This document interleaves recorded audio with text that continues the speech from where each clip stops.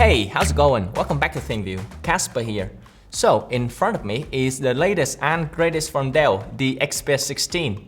But is it a good device? Stick to the end of the video to find out. So, this is a high-end device with a Core Ultra 7 155H bundled up with an RTX 4050. And it also comes with a 16-inch display at Full HD. And guess what? It costs you $1,800 US. Yes, you heard it correctly, nearly $2,000 for a Full HD screen. How can Dell put this kind of price tag on this device? Or is there any good value that we have missed? I'll make this clear for you by starting with what is the building block of the XPS series, and after that, I will share my experience with this device. Okay, let's begin with the history lesson. Since the very beginning, especially in the early 2000s, the XPS series has emphasized both sleek design and powerful performance, setting a standard for the following XPS product. And because of Dell's commitment to premium computing experiences, they have built up a loyal fan base over time. I remember in 2012, the first time using a laptop, I was so impressed by my friend's XPS, which was so slim with a glossy screen instead of my Asus TN panel. That machine has drawn all of my attention ever since. Even now, Dell maintains that philosophy and excels with its 2024 version, creating one of the most attractive machines with no one that could match the level. I know that this machine has a lot of problems, but to be able to maintain this kind of clean design language, such a streamlined look, such innovation, such minimalism, just only a few companies could do the same thing. And as you can see, the whole palm rest area is made out of glass, which gives a very desirable feeling when using, and underneath is a huge touchpad with haptic feedback. And the backlit function keys really stand out too. If everyone was into only aesthetic, this laptop would be the people's choice. Apparently, Dell did a great job of sticking with their core value for the XPS lineup, which is focused on refining the exterior to an extent of maybe a bit too much. And here's the thing. People's taste has changed, but Dell seems to not keep up with the game. Nowadays, it's all about user experience.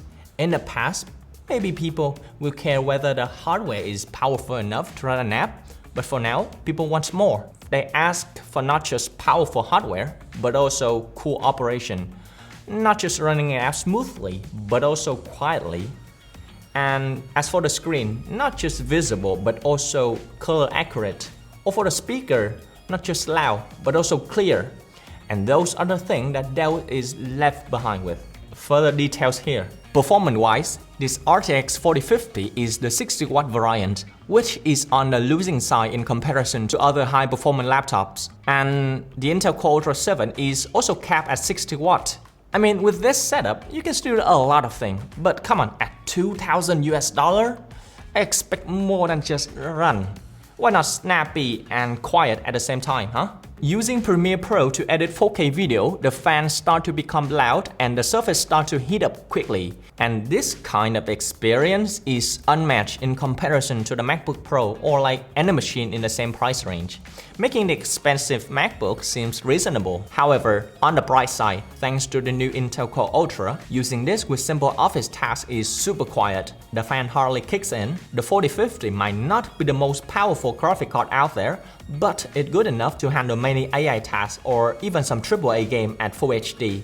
And of course, this is by no means a gaming laptop, because the keyboard is not built for playing games at all. Even so, if you are not a hardcore gamer, try to connect the laptop to an external display. Playing some casual esport up to something like Far Cry 6 is very doable. Even under heavy load for a long time, the XPS never exceeds 7 degrees Celsius, since Dell has limited the power consumption for this laptop. Just remember to put the machine in a well-ventilated area when gaming. Speaking of the keyboard, it took me a learning curve to get used to it, especially the LED function key. Some people might prefer the physical keys, and I totally get it. There are many use cases that you might prefer the tactile feeling. For example, if you are a software developer, you might use the F5 for code compiling. Or maybe you are an office worker who uses Excel, you might use F2 to enter edit mode. Or like me, I use the escape to undo action when editing video, and this definitely causes a lot of inconvenience. which will eventually slow down my workflow significantly. A lot of company has tried to ditch the physical keys and it hasn't always worked out. Just to name a few, like Apple with the touch bar and touch escape button, which they have to bring back in the following generations. And now Dell seems to have followed the path. Just a little advice that if you want to buy this machine, you have to take some time to get used to it or try to remap it somewhere else. And as for the speaker, they are decent as long as it's under 60%. After that, all we have are just noises and the sound may be even distorted as well. The keyboard even vibrates the louder it gets. I/O is a major issue. There are only 3 Type-C ports, a headphone jack and a micro SD slot, and that's it. In my opinion, it would be much better if this were the standard SD card instead. Also, there is one little thing that upsetting me so much. As a trade-off of a very modern design, I have to admit that. This thing is heavy. It weighs up to 2.3 kilograms because it's made out of glass, I understand that. But it's even heavier than a hefty boy MacBook Pro at just 2.1 kilograms. And what is the last straw? The 1080p LCD panel on a 16-inch screen. Seriously? This thing is ridiculous. How can this be a thing on a base model of a device that costs you nearly $2,000? The screen definitely feels pixelated and I am disappointed. Dell does offer you an OLED option, but you have to pay up to $300 more to get it. So, in summary, many people will still love this XPS. Those are the ones who are into a super clean and exceptional design. And most importantly, don't mind the price. But if you're looking for more than just aesthetic, you might want to look elsewhere.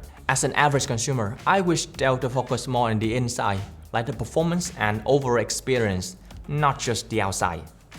Well, that's all I have to say with this laptop. What do you think about the latest from Dell? Does it live up to your expectation? Let me know in the comment section below, okay? I'm Casper from ThinkView and see you guys next time.